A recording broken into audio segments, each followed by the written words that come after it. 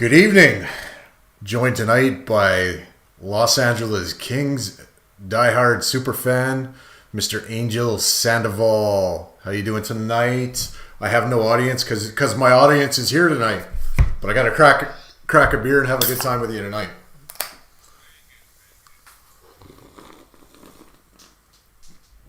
Man, that just fell right off the plate there.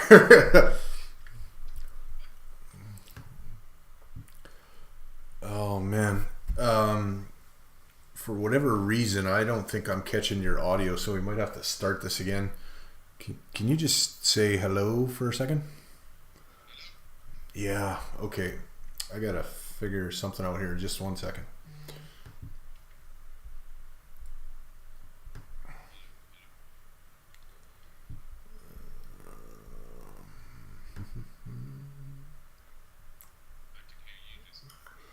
Yeah.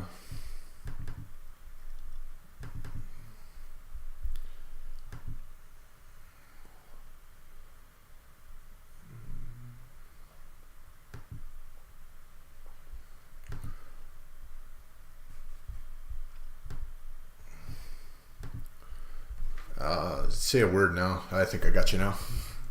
Can you hear me now? Yeah, you're there. No. Perfect.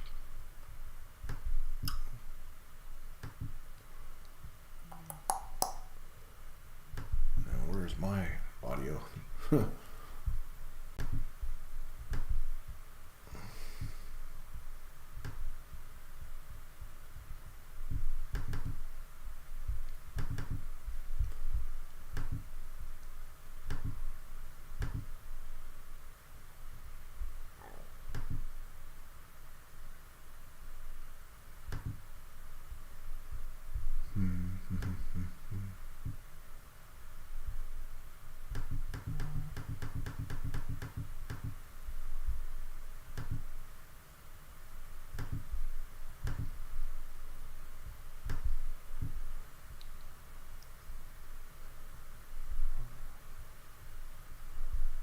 I'm not.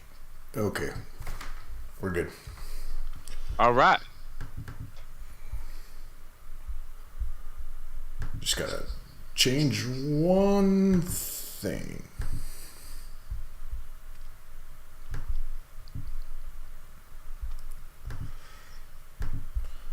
There. Now people hear me and I don't hear me. Oh, man. Well, as long as they can hear you, you're fine. Yeah, a little bit of amateur hour. I think my mic was probably working the whole time, but we were missing yours.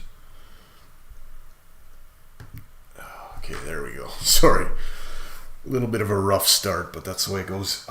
So how's it going tonight in California? It's really nice. We had very good weather. Very, very nice. It's about 68, I think, right now. Feels really good. A comfortable evening down there. Very much. Don't need the AC unit, that's for sure. Not with the electric bill right now.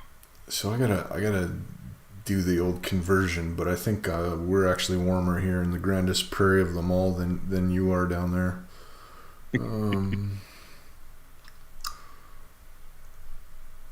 So she's 68 degrees Fahrenheit, feels like 70. Yeah. At 10 o'clock at night. This is northern Alberta. This is northern Alberta. That's pretty good. That's pretty good. It's a nice time to be out tonight, which I will be in a little bit. And really, it's still light out outside. Like, I'm sitting in the basement. I got a little lamp here for my lighting down here, and it's not dark. So yeah, I think we had a full moon 4th of July, and we were driving back from the park from watching the fireworks.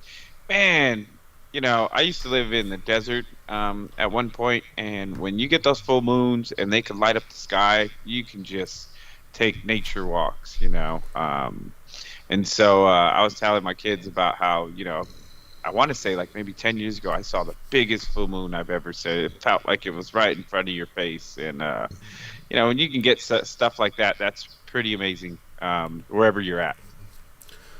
So I was wanting to pick your brain on, your LA Kings and how you think they did. I was hoping Chad would be here to beat you up about it, but he'll probably pop in the chats in a little bit. Yeah, he's been sick for a couple days. He missed last night's show, and I know he wanted to be a part of that one too with Mr. Hebert. And Bobby must be hitting all kinds of dingers and playing in one hell of a slow pitch game tonight, because I know he enjoys you and we all do. You're one of the good ones. You're a fan of a different team, but you keep a level head and you keep us honest, and hopefully we can keep you honest. But what do you think about what the Kings have done this far in the off season?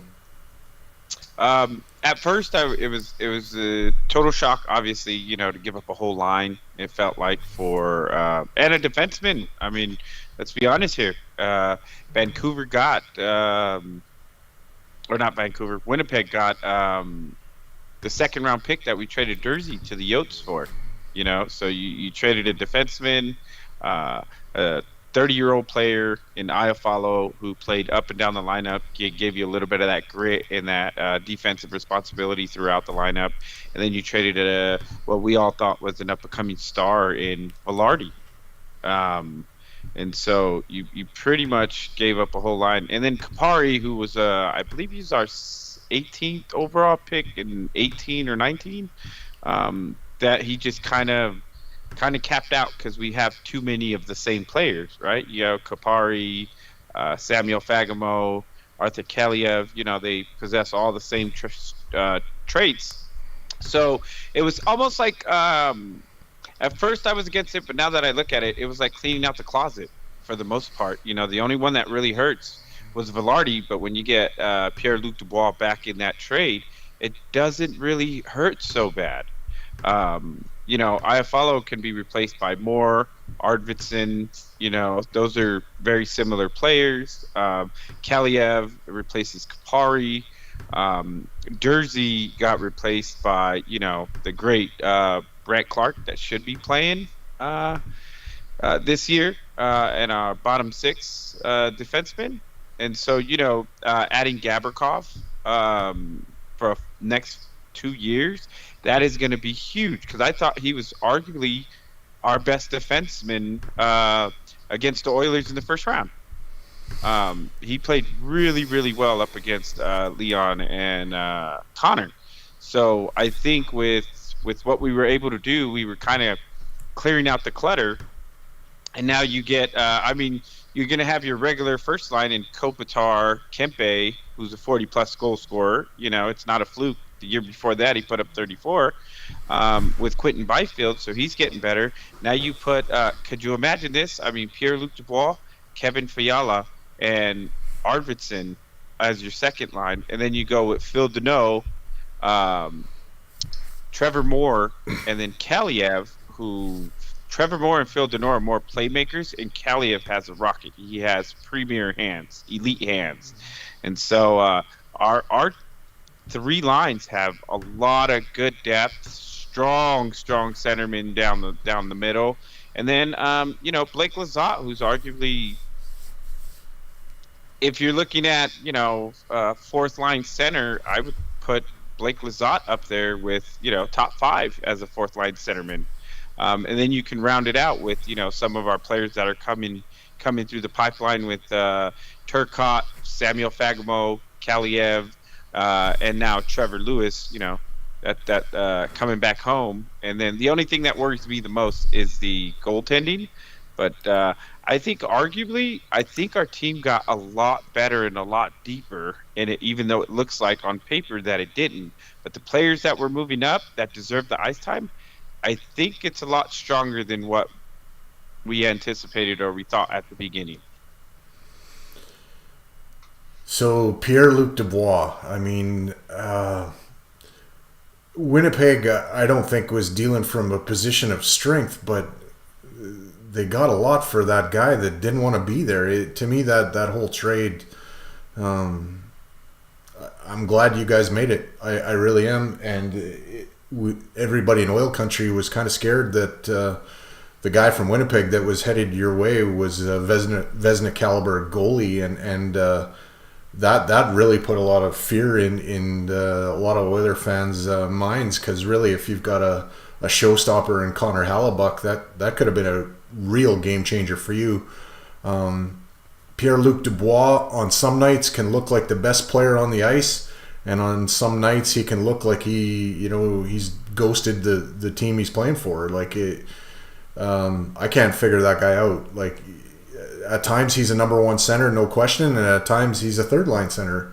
100%. But I think the expectation for him on this team is probably not to ever be the number one center.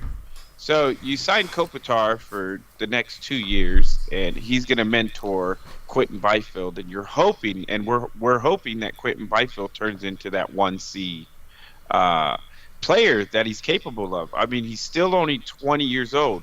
So in my mind, if I'm developing Byfield, I don't expect him to be like great until he's like maybe 24.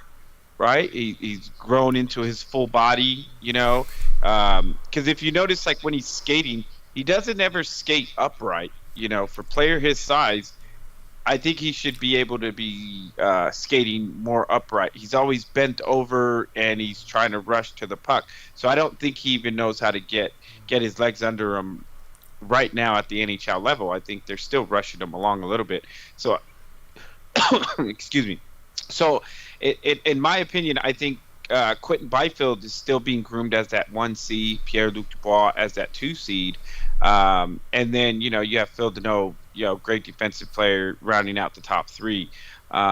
So I don't know if the expectation is him ever to be the 1C, but he's also the backup plan if Quinton Byfield doesn't become that 1C, and it buys us a time or some bridge to maybe find one, groom one, draft one, with whatever draft picks we have now. So I think the trade is not for the now; it's for the future.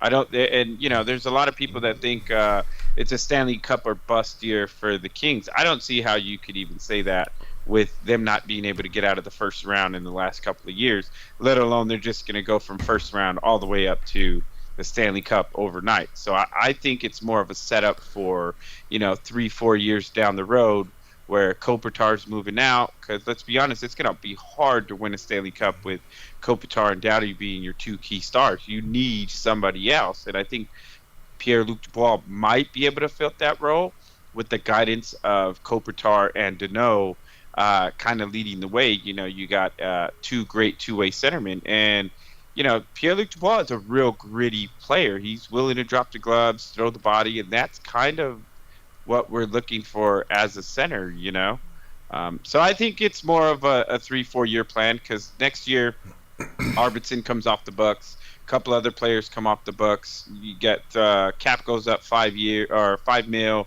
Kopitar takes a $3 million pay cut. So now you're going to have like close to 15 to 20 mil, to go out and get a Connor Hallebuck who you didn't have to trade for, right? Or a Matt Murray or somebody along those lines. I think Hart is going to be available as well, unless somebody trades them and signs them. So I think it's more of a 2 to 3 year plan to see where it goes versus all in now. And I think that's the same thing with Gavrikov. Gavrikov signed for 2 years, right? And you got Jordan Spence and Brent Clark coming through. And Brent Clark is supposed to be better than Doughty, which, you can put expectations on him all you want to, but at the end of the day, he's going to have to prove it. And he's coming up as our, top 6 or bottom 6 defenseman, and who knows where he could be. Neil's chirping you in the chats. I just fired up the chats. He's saying PLD is going to turn you into an Oilers fan.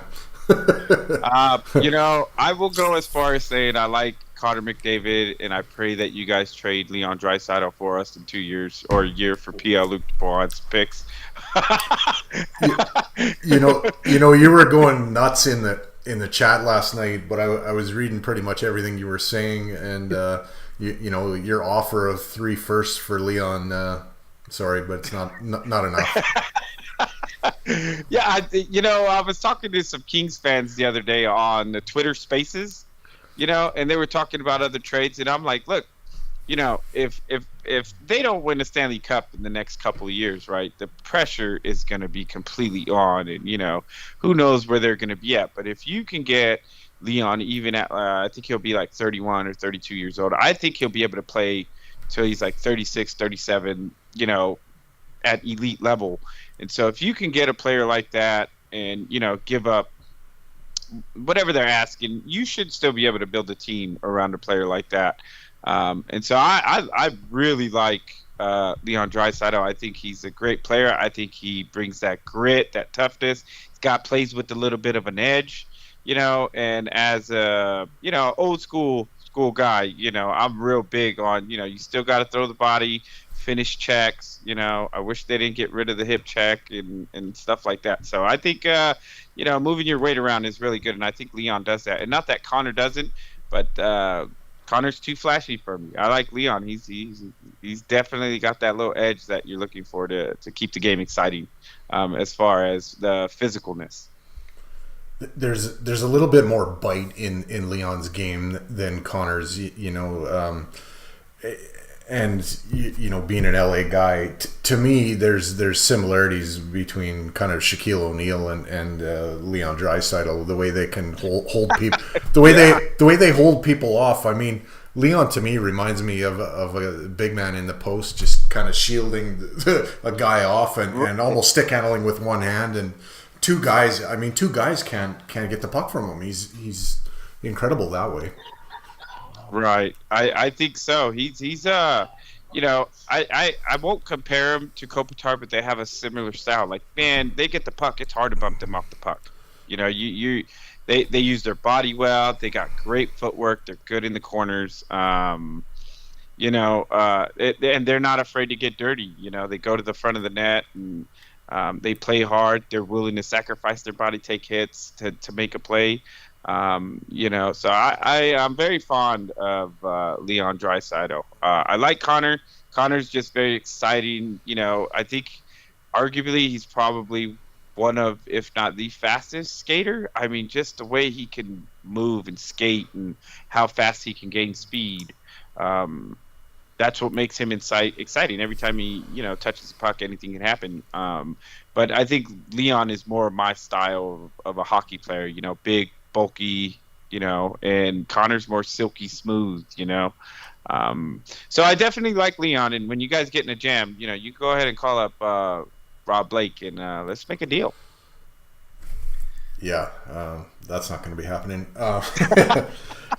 The difference I see between Connor and Leon is Connor is the most explosive skater I've ever seen. Probably the next closest in sort of that realm of Connor would be Pavel Bure, but Connor's got another level. I saw Pavel and it's not the same. It's just the things Connor can do with the puck in tight spaces too. I mean, one of my favorite Oilers in my memory is Ales Hemsky, and Ales had good speed too, but it took him a while to get up to speed.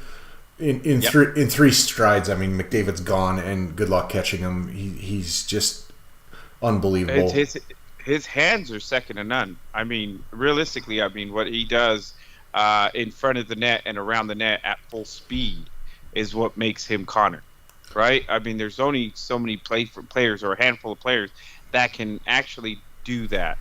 And I think our version of not Connor, but of like the one on the Kings that I think has like superstar potential is Kevin Fiala. I've never really seen a player with his set of hands, and he's pretty quick for a little guy. But I think with him, he has that. I think last year we talked about, or earlier this year we talked about, there's not enough players on the Kings team that can score just randomly, right? Just somebody who can just he scored a goal. Not that you expected it, but just the guys that can just score a goal at any time. They didn't have a lot of those. And as Mr. Gritty points out, that he's can't believe we gave up Iafallo. To me, Iafallo is the same player as Trevor Moore, Blake Lizotte, Arvidsson, except Arvidsson's more skilled as a shooter. But their versatility, and they're all just great players, but they're just all the same. And so, I think it's Danny. It's all the same to me, those players. So I think when we're moving up players, like I think PLD can score anytime he has the puck. Fiala can score when he has the puck. Kempe can score when they have the puck. I think there's a player that you guys are going to be shocked this year. He's going to be like our Gabe Velarde breakout in Kaliev, maybe even Fagemo, or they call him Fagimo. This kid has a shot. Every year that he's played through the minors, even in the NHL, he scored more goals than he has assists. So I mean, this guy has an elite shot. So I think what's going to be surprising is how well our offense is without some of these players, just because we're adding players that can score, with one shot. You don't need, a power play. You don't need to be set up in the zone. Right. They just take it down the wing, shoot the puck, get it in. There's something to be said about just elite scores. And I think we got a few more that we're adding that we didn't have last year. That was a big problem for us when we play like Edmonton. You guys had Costin and Kane, Draisaitl, Connor. You guys have at least 6 to 7 players, Nugent Hopkins, that can score just at random. They get the puck and they score. Just one shot, boom, no play setup, none of that. So I think that's what we were lacking, and I think we added that. You had Kempe. Kempe was that guy. Yeah. Man, Kempe sure did come out of nowhere, didn't he? The last couple of years. There's a good player there. But yeah, well, that's part of the development, and that's what I think I talked to you about as well. Our players, obviously we're trading for them now, but our players have to come in. They got to stop being 20, 21, 22, and they got to develop into that 24, 25, 26-year-old that has matured in the NHL and that is capable of playing in the NHL. And I think a lot of our team wasn't like that the last 2 years, and I think we're kind of getting towards that this season. I said McDavid's the most explosive player I've ever seen from a foot speed standpoint, and being able to stick handle at high speed and tight quarters and undress multiple defenders, a whole team if you're talking about the New York Rangers or Toronto Maple Leafs. But Leon, he's like another Malkin or even Peter Forsberg. I mean, there's just a power, or Yager. I mean, there's a power, and I've never seen anybody with the ability to pass on the backhand. I mean, Sidney Crosby's pretty good at it, but Leon is just on a whole nother level. He's just amazing to watch. People. Yeah, you could argue who benefits more from who. I mean, that's a debate that you could have every day for the rest of your life. Is if them two are not playing together, they're 100% competing to be the top player in the league every year, right? So in theory, when they're playing together, somebody has to take the back seat, and that's Leon. But to me, I think Leon brings a little bit more to the table. If I was to start a team, I'd take Leon. I'd probably be wrong, because I think Connor, makes everybody around him better, and I think sometimes Leon's a little bit selfish with some of the penalties that he takes and stuff like that. But I think for me, I think it's hard because I think Leon, team wise, I think he's more of that guy than Connor is. And that's I think it's just stereotypical because he is the superstar and he's young, and I think Leon's a little bit older, so he's willing to take the back seat because he wants to win. And I do think they're friends off ice and great teammates.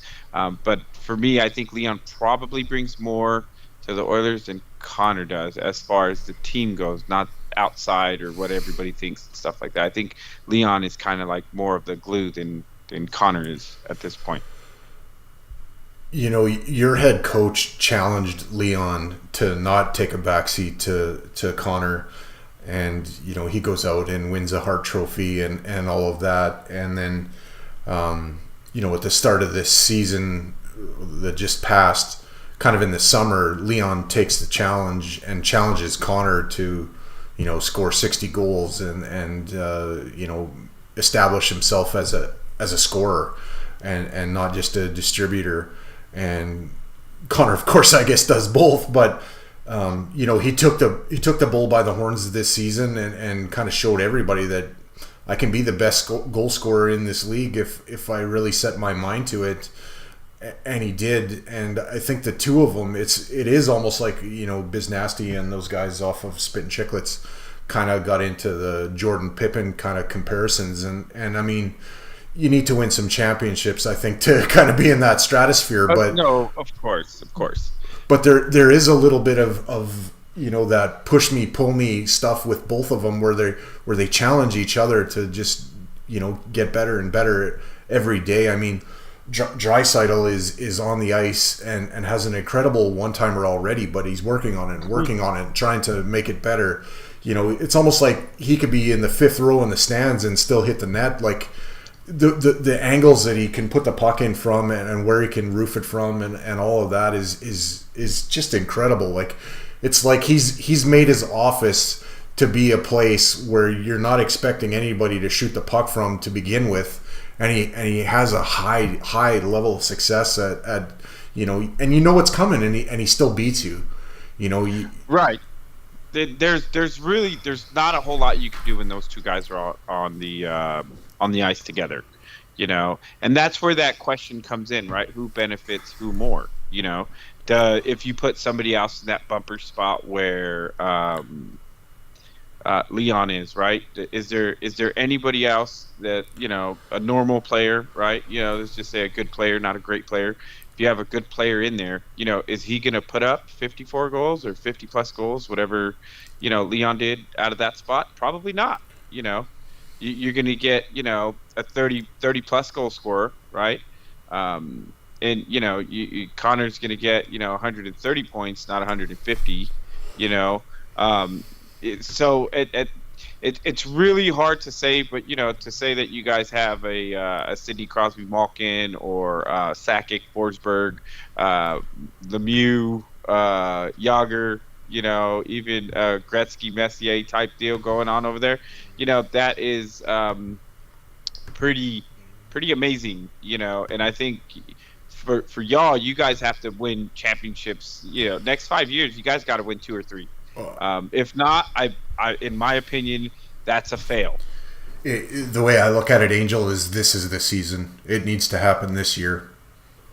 That's where I'm at. Like, they need to get it done this year, and then they need to try to duplicate that. Anything less than multiple cups with the group they have right now, to me, is a failure. I'm not talking one. I'm not talking one. I'm talking multiple championships need to happen. I mean, it all starts with one, but to me, they need to get it done this year. 100%. And I mean, there's no guarantees in life and in sports, but with what they have assembled, all things being equal, they need to push and they need to get it done. Like, injuries and all that can happen, but yeah. Neil saying, so what you guys are saying is that the Oilers are better than LA.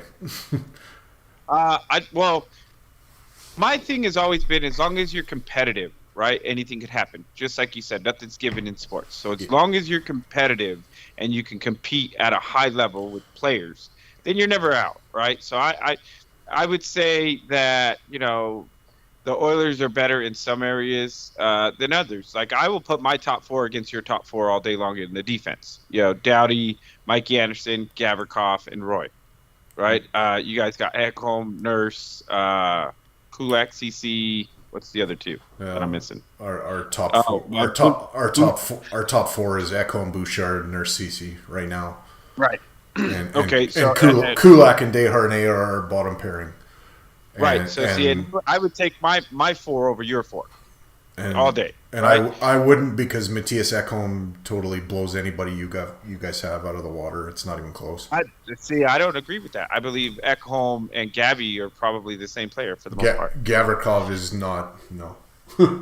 Yeah, I think that, and obviously Nurse is overpaid, and he needs to have better games and whatnot. Nurse is a lot better than Gavrikov. Well, yeah, but he's not better than Doughty, in my opinion. I think they're not that far apart now. I think at one point in Doughty's career, he was head and shoulders probably the best defenseman in the league. Probably closest guy to him was Duncan Keith in Chicago, but 5 years ago, 6 years ago, yeah. I can agree with that. So I think for me, I would take my defense, right, and then at this point, I would take my third line. My third line against your third line, and then I would think maybe PLD, Fiala, and Arvidsson line versus Leon and his line, which is a tough line. I would probably take that line, but of course I would take Connor's line over Kofi's line. So I'm a Kings fan, so I'm obviously biased as well. So I think there's going to be parts of the games where you guys are better, and there's going to be parts of the game where we're better. But we did add a whole lot of size as well. So we got some smaller players away, and we added size. And so, a lot of the players that we did add are 6'2", 6'3", 200-plus pounds. And so, that's going to make a big difference as well. And then on that fourth line, I think you guys killed us on the fourth line last year. We added some grit and some experience with Trevor Lewis, two-time Cup winner, comes home, a little bit older, but him and Blake Lizotte and whoever you throw on that is going to be a grindy first line. So I think it just all depends, but in my opinion, we're not going for the Cup this year. We're going to be competitive, and we're trying to see where we're at for the next couple of years. So I think the PLD move is technically for 3 to 5 year. It opens up, in our minds, it opens up the window to win a Stanley Cup without Kopitar if Quentin Byfield doesn't turn out to be that true 1C. Yeah. How old is Byfield now? 20. Okay. He's a kid. Yeah. He's a kid. So, and, because he was drafted second overall, there's literally no patience with the fan base and everybody else, and the Kings don't develop. I don't think we've ever had 50-plus goal scorers besides when Gretzky was there. Gretzky, Luke, and Curry, I don't think we had those type of players. We always have played a defensive style of game. Did we have sharpshooters? Sure. And Carter, and what's the one that we got from Minnesota? I forgot his name. But, you get these sharpshooters, but they still don't put up 30, 40-plus goals. They are trained to be defensive players first, two-way players. That's how we've always won games and championships. You don't get into shootouts, you get into these defensive juggernaut types of games. So people don't think that Quentin Byfield isn't coming along fast enough. And I say, well, he's only 20 years old, right? Look at him when he's 24, 25. Is that too much time to give a second overall pick? Sure, but you drafted him at 17 years old during COVID. Then he breaks his ankle. Then, he gets sick at the it's an unfortunate. 20 years old is way too early to put a final stamp on what a player is going to be, whether it's a forward or defenseman. I'm not ready to say he can't be a first line center at 20 if he's already played in the NHL a few years. Yeah. Well, it's discouraging that he only had 3 goals and 13 assists playing on the first line. Right. But I also think that he was overwhelmed. And a lot of people didn't know this, but at the beginning of the year, he got super sick and he lost like 25 pounds, 20 to 25 pounds. And he had to nurse his way back into shape. And so I think a lot of that is a factor. But I think he's going to come around, and I think he's going to come around in a big way. But I don't expect it in the next year. I think it's more of a developmental 2-3 years. The Kings don't want 100+ scores. They don't. They don't want our players to lead the league in anything. What they want is a two-way defensive player, somebody that can put up 60 to 80 points and try to stop Connor and Leon. That's what they want. If you play a 7-game series with Connor and Leon and you can hold them to a combined 15, 16 points, that's what they want, which obviously, Leon, I think Leon did that all by himself. I think that strategy is going to be a recipe for a repeat of what keeps happening.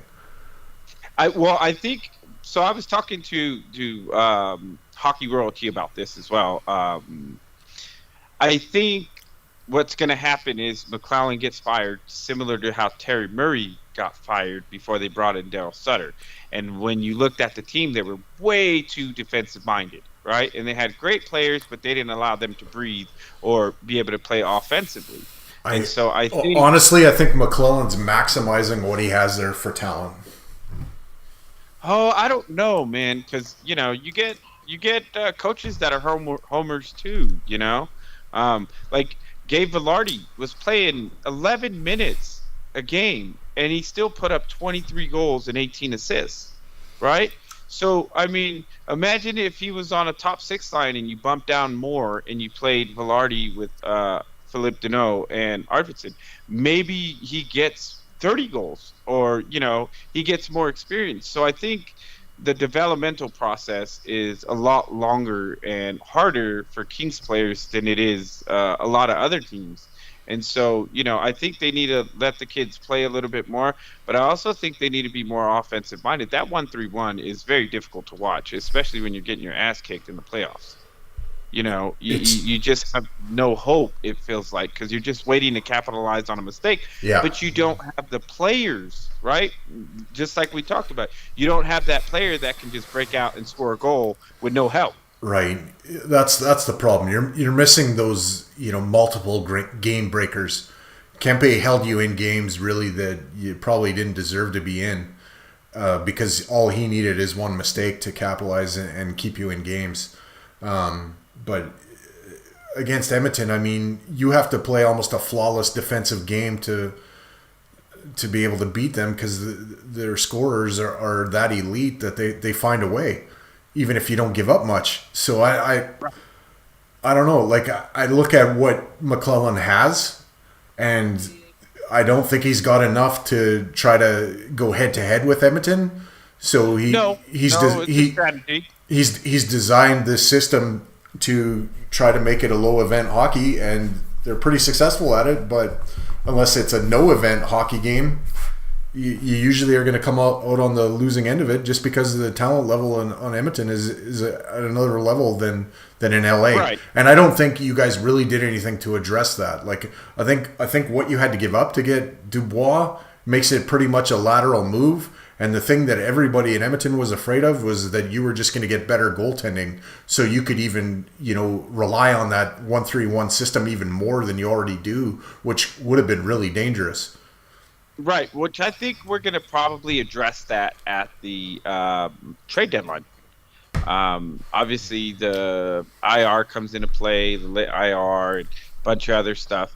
But I think, with RV being a free agent and, maybe Moore's contract becomes a little bit more tradable because I think he's at 5 times 4 years or 4 times 5, one of the two. So I think they're going to make a move similar to what they did this past season, where they went into the trade deadline, got a goalie and a defenseman. I don't think we're going to get a defenseman, but I think we're going to get a goalie for sure. I think Copley and Talbot just have to hold the fort down until then. But for the most part, I think they're going to address the goaltending situation. And trust me, I was pulling for Hellebuck too. But he's going to be looking for $9 million a year, is what they're saying. And I don't know, under the circumstances, Vegas had 4 different goalies that played this year. I mean, Yeah. do you truly need a number 1 goalie? I mean, Vegas is pretty deep everywhere, so they can afford to kind of throw just about anybody in the net and have it somewhat work out for them. But also, I mean, there has to be a little bit of credit given to Aiden Hill. He played really well.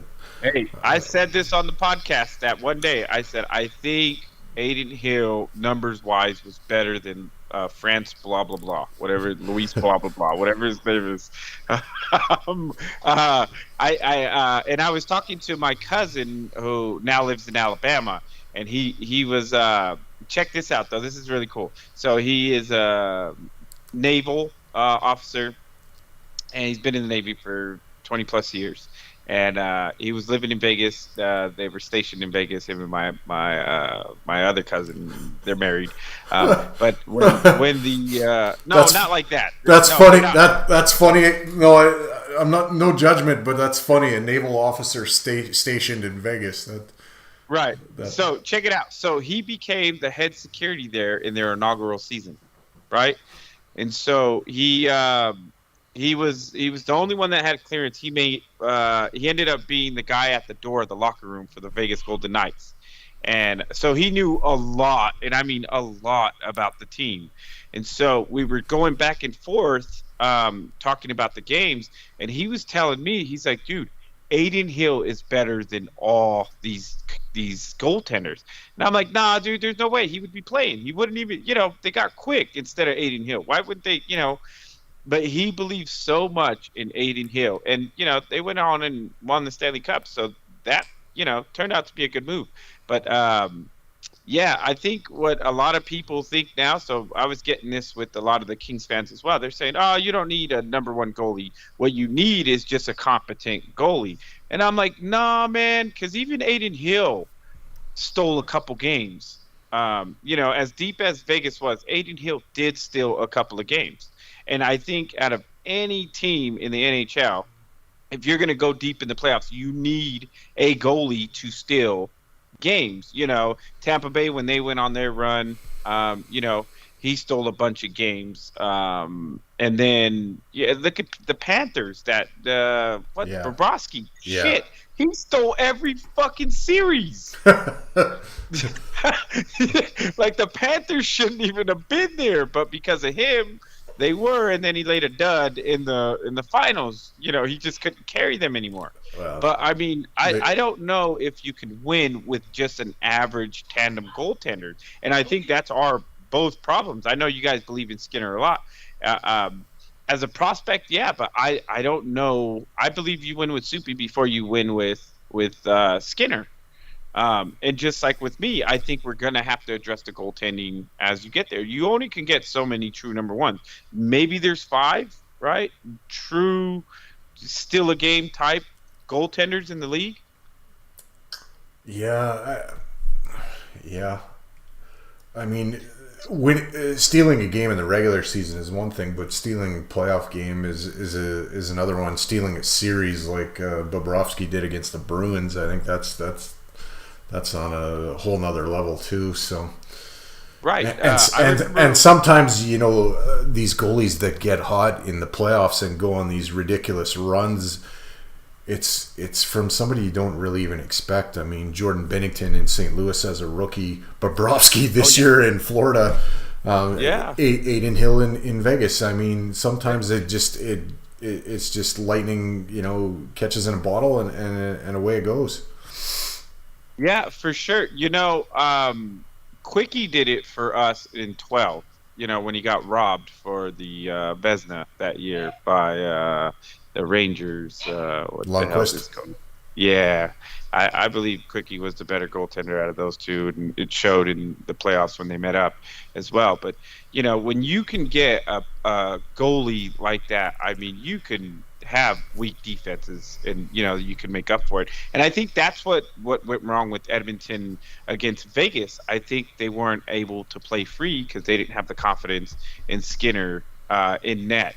When I was watching that series, you can see some of the defensemen, were that, maybe wanted to jump in a play here or two, but they just brought it back, made the safe play. They didn't want to counterattack or something like that. So I think both of our teams, until we can kind of get a clear-cut answer on goaltending, I don't know if the Stanley Cup aspirations are there as far as a realistic goal. Well, it has to be a goal for Edmonton now. You got to get there, and you need to get it done. To me, a lot of our problems in the playoffs were self-inflicted wounds. We didn't really learn anything from the series against you guys, where we were undisciplined in a lot of the games.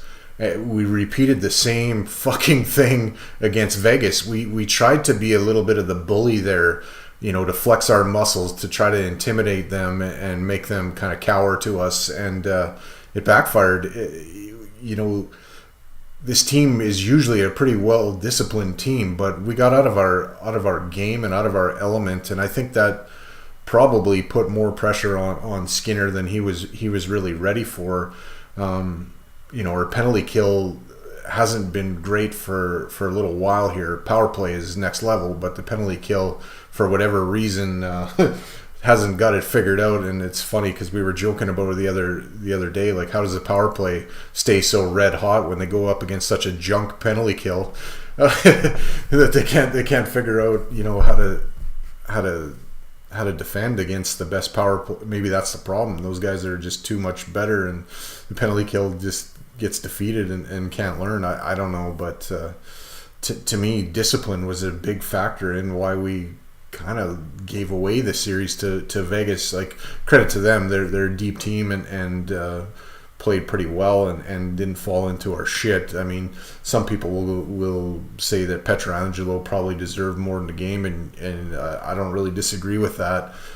Nurse could be smarter and not choose to pick a fight in the last 5 minutes of the third period and avoid a suspension, and Marchessault is probably right. If Nurse doesn't get suspended, it's probably a different series. And well, I think you always have to have some of that, though, right? There's no team that wins a Stanley Cup without some type of weird controversy during that, and you need that kind of puck luck to go your way. I remember the Kings were down.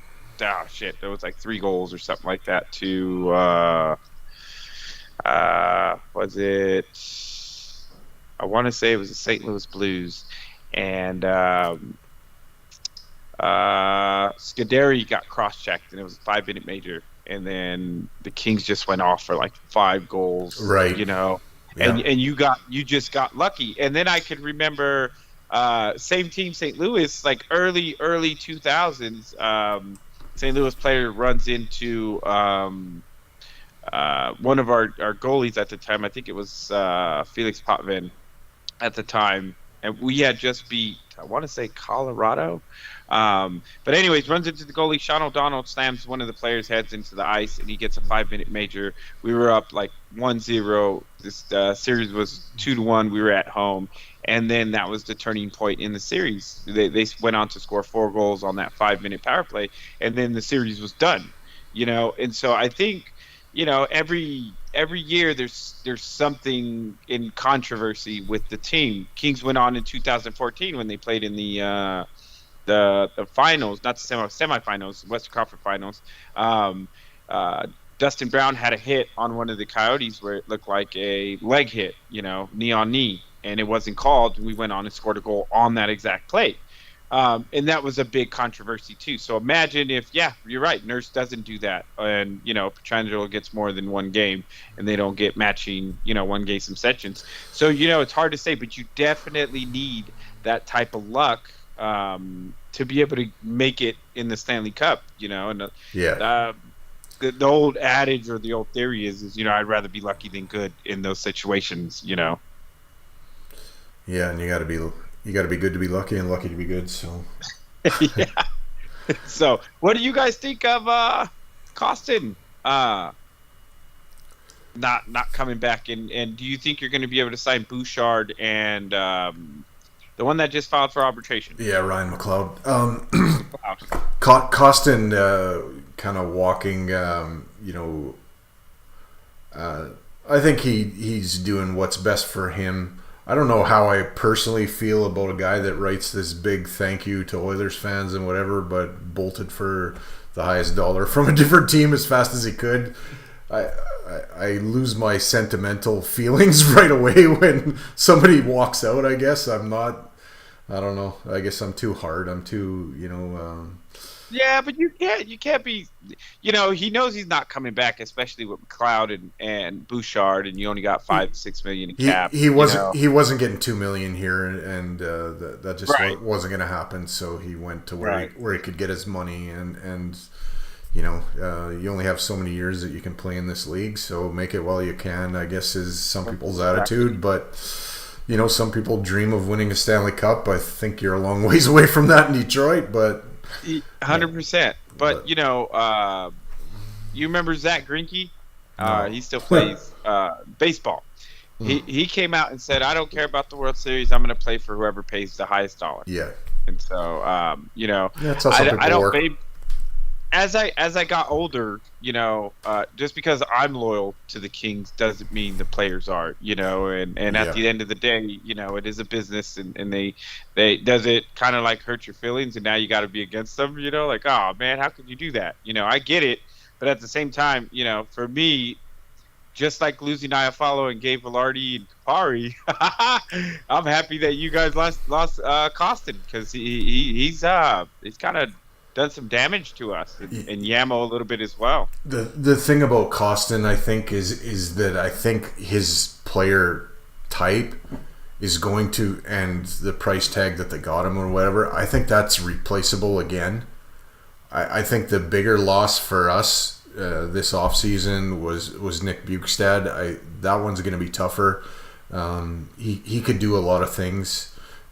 Costin was a physical player. He would drop the gloves, a good teammate, and all that. Had a pretty lethal snapshot and a flair for scoring big goals and making big plays. But Bjugstad, I think was more versatile, and I think at the price that we had him for, that's going to be a tough one to try to duplicate what happened there. So that's a bit of a loss. I think Edmonton is trying to backfill kind of positions with youth, and I think that's trying to hit a Tim Wakefield knuckleball in terms of trying to figure out if that's actually going to pan out or not. I don't know. I think there's talent inside of Dylan Holloway. I think the kid can skate, like the wind, and can play a physical brand of hockey.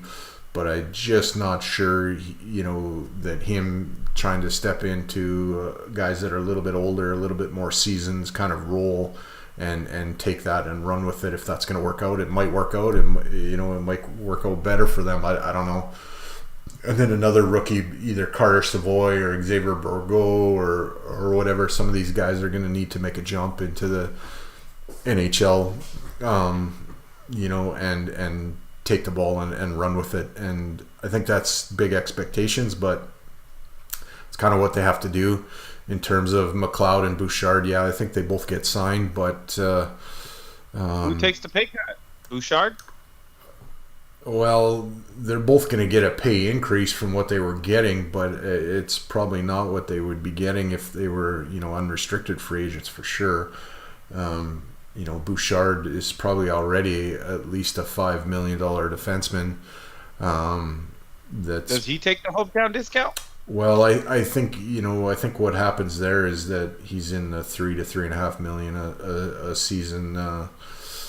Bridge deal? Yeah, and hopefully it's 2 years and not just one if you're having to go down that road. But I kind of think Edmonton's in a little bit of a spot here where the hope hopes and prayers are to have a salary cap that goes up to kind of accommodate them and other people that are going to be coming up for contract renewals at the same time.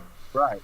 So the question is, like if I was Bouchard, right, I would try to get a 1-year deal, believing that the cap goes up next year, right? An extra $5 million, I can milk more money out of the deal, right? Next year, they can't afford to lose me, blah blah blah. But I think Leon is a free agent next year, isn't he? It's either 1 or 2 more years, yeah. So I mean, that's going to be and then after him is Connor. So yeah, there's definitely going to be some cap challenges for you guys in particular later on. And here's the thing with the PLD trade too. I mean, it looks like we gave him a big contract, right? I think it was 8.75 or something like that. But it's an 8-year deal. So in 3 to 4 years, that 8.75 is not going to be looking so bad for centerman in his prime if he plays up to his potential. Yeah. So an hour with you flies by like, we could have. This could have been a 2-hour show. I've been kind of orders from headquarters to try to keep shows under an hour. Oh yeah, you were listening last night. But we rolled through this hour. When I release this to Spotify, I'm gonna cut the first minute and a half or whatever where we didn't have any fucking audio for whatever reason. Right.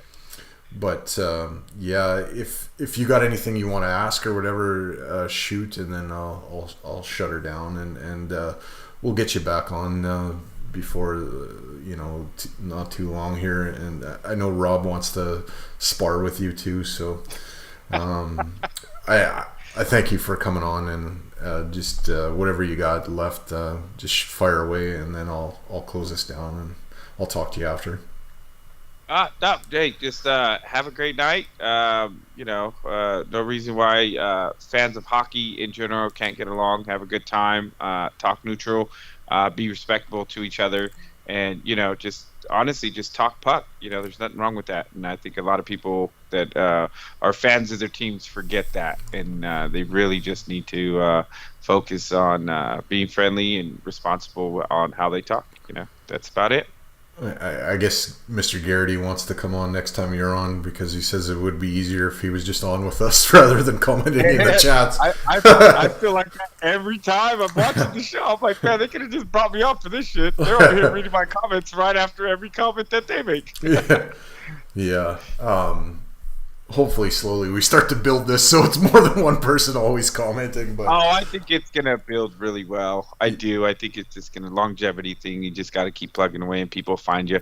Yeah, we're gonna try to do a couple different things this year. Like I'll go down to Edmonton and hook up with Chad and Bob directly and try to live stream like at West Edmonton Mall in front of kids skating or whatever and that kind of stuff. And in the fall, once hockey season starts up here, there's Junior A, ECHL, like the Alberta Junior Hockey League, what Cale McCarr came out of. There's a team in my city here, so I can. What I want to do is try to get in touch with the team and pull a player and have them come and just chat, in studio with me and with Bob and those guys. And I'm gonna start headed to more Ontario Reign games. Kind of see the development over there, what's going on. As I'm starting to be able to get a little bit older, I can do a lot more things. Finances are a lot better, so you're able to do some more things. And so we're gonna start getting season tickets and stuff like that, and seeing if we can get out there and just see what's going on. If you get into doing something like that, I wouldn't mind just giving you a call at intermission and doing like an intermission hit and stuff like that kind of stuff. That would work. That would work for me too. I appreciate you. You're a good guy. You're making the rest of Kings Nation look pretty good. If any of them are like you, I got a lot of respect for you. I don't know if you do fantasy hockey, but we just had Fantasy Hockey Hacks network or joined the Heavy Hockey Network, so they're part of the fold now too. So they have podcasts about fantasy hockey and tips for all of that kind of stuff, I kind of gave up on fantasy hockey because I kept finishing last in my fucking league, and I had the first overall pick when we started the league, so I got Connor, and I still couldn't find a way to make a team of winners. So I'm a terrible GM, so I threw in the towel. I'm still a player. I'm not. You guys should just start a heavy hockey fantasy just for the guys in that area, in the heavy hockey, and then that gives you bragging rights on the pod, baby. Yeah. I wouldn't have any, so I'd just be like I always am, just sitting down here in the room having what's a funny? GP local Chamber of Commerce beer. What's funny is I played fantasy for the first time last year in the league. So I had played for 2 years, but the first year I was on a boat and I couldn't do anything. I never played fantasy football the first year, but the second year I became a degenerate fantasy football guy, and I won my first league. And I made 22 trades and acquired 85 players. And everybody was shocked. Nobody wanted to trade for me. They don't want to trade with me this year. But like I told them, I said, listen, if you don't wake up every morning and you're not the GM of that team, then you don't need to play fantasy football. I woke up every morning, no matter what I did, and I said, how can I make this team better? It didn't matter if I had a big job, small job. I woke up, looked at that fantasy and looked at everybody else's team and said, how do I get this better? I just put up the QR code to subscribe to the channel on YouTube. If anybody wants to help us out there, that would be great. And if you smash the like button, as all the cool kids say on YouTube, it helps the algorithm confuse it and think we're something special.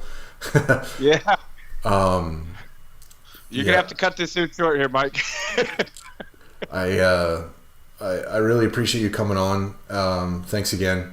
So everybody, keep your sticks on the ice. Keep reaching for the stars. Go Oilers, go! And I don't know. I think the Oilers are going to be just fine this season. I think we will probably see the Kings again in early April, but we'll find out. Thanks again, Angel. Good night, everybody.